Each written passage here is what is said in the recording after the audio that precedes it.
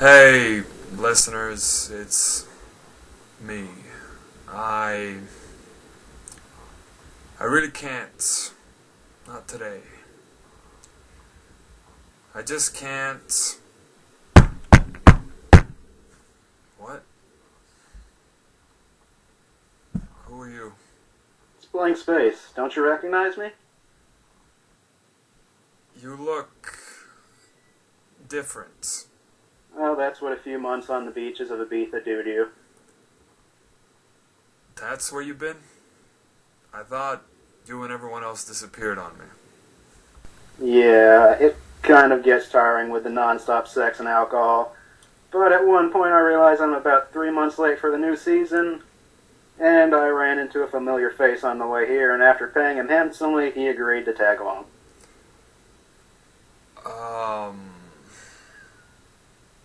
What? We know you've missed us, so we decided we're doing the show today.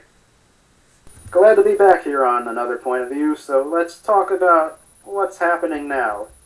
Sort of. There's a very massive crisis happening in Venezuela these days. President Maduro has gotten a little bit paranoid, prepping for something, but no one really knows what. Some expect a military intervention to quell protests from the opposition, should that occur.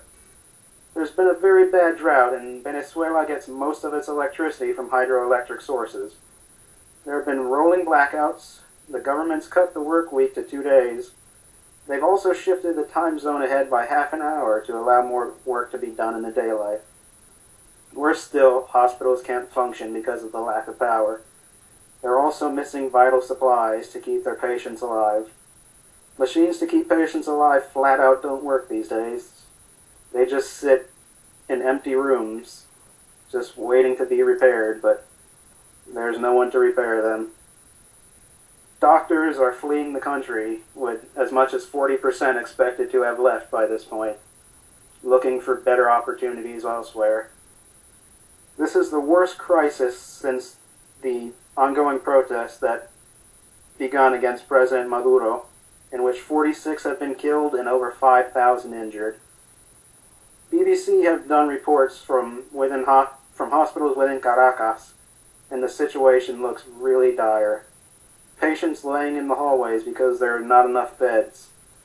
The floor is absolutely filthy with human excrement and urine just lying around because there's no one to clean it up. Flies and mosquitoes everywhere. Patients who suffer from cardiac arrest just die because they don't have the machinery to keep them alive. If you are lucky enough to have the money to buy the supplies yourself, that's basically the only way to get treatment these days. This is truly a tragedy, and hopefully things improve, and improve quickly. This could turn even worse, even spiraling out of control into a military conflict, and that should be avoided at all costs. Things have really gone downhill since President Hugo Chavez's death. Oil prices have plunged, and Venezuela's economy was heavily dependent on oil money. President Maduro's grip on power appears to be weakening, and he's just doing what he has to at all costs to keep his reign alive. The opposition won control of the national parliament of Venezuela, but they really have no power because Maduro's allies control the rest of the institutions of government, and they just stymie any progress made by the opposition at every turn.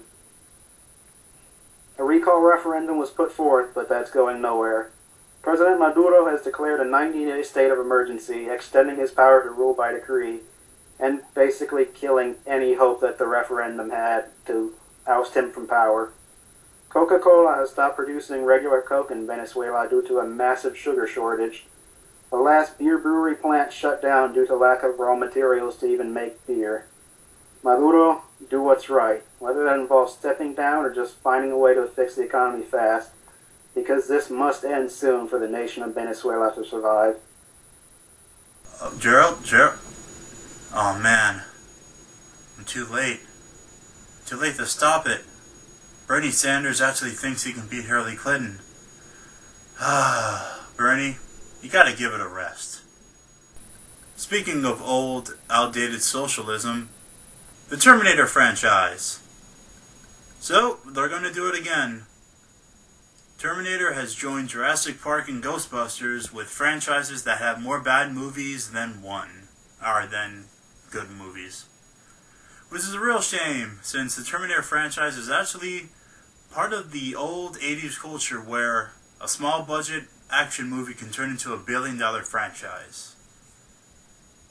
Spawning 5 films, a TV show you just remembered because I mentioned it, and 3 theme park rides, this franchise has pretty much seen hell of a lot better days. The first film was actually probably my favorite of the 5, with Arnold Schwarzenegger making his, well, not debut, but his appearance into the minds and consciousness of everyone around the world, and Michael Biehn also being awesome. Then the second film, which is famous for the twist where Arnold comes back as the good guy and one-note actor Robert Patrick as the bad guy, and of course some bratty little kid who thankfully didn't have a career. Then things got worse. James Cameron left the project and Arnold said, "Talk to the hand," and John Connor had a love interest. Thankfully though, the film ended with the world ending or the war starting or whatever. So then they did the fourth film, which actually starts off pretty interesting, as they actually did something new. But of course, since this is Hollywood and things that are new cannot be done, they had to make into some extremely confusing plot about machines wanting humans, and Kyle Reese is a target, and Batman, and this guy is from Avatar is a machine, but he's also human. And then they did Genesis, which sucked. It was so bad that actress Emilia Clarke decided that she would rather be in Game of Thrones and try to be a horrible actress on that show, rather than being in this terrible movie. Not much is actually known about the soon-to-be shit Terminator film, except Arnold will be in it, who's probably 500 years old. Also, they rebooted the continuity, so a nuclear war doesn't start the whole entire thing. Which brings up the whole, why the hell did they go back to the 80s? Now, who cares? This film sucks. However, for a film that doesn't suck, here's a recommendation.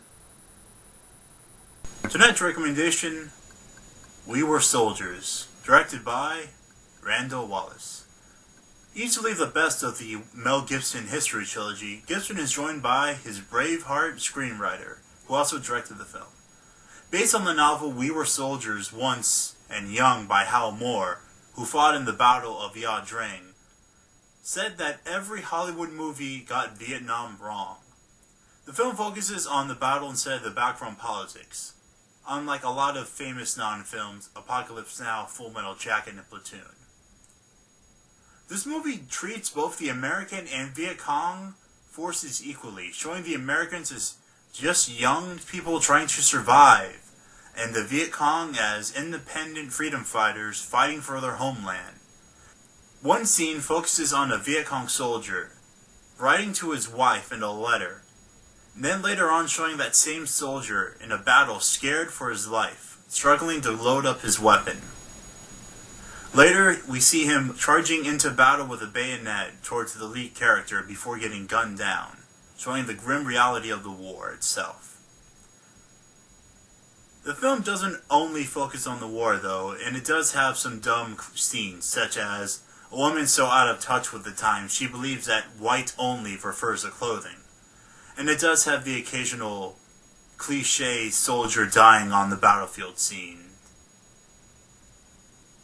Overall, it's a great film focusing on America's battle strategies during the Vietnam War, without showing much of the controversy and politics around the war, leaving you, the viewer, with his own opinion on the war itself. Well, that was this week's Trainwreck. Tune in next week for another one. Cheer up, Gerald, you miserable fuck! I found the one damn person to help me fall asleep in the night. But sleeping gets tiring, and dark reminds me of dying. And And as long as this feeble heart is still beating, you will find me rushing through every room, switching on all the lights.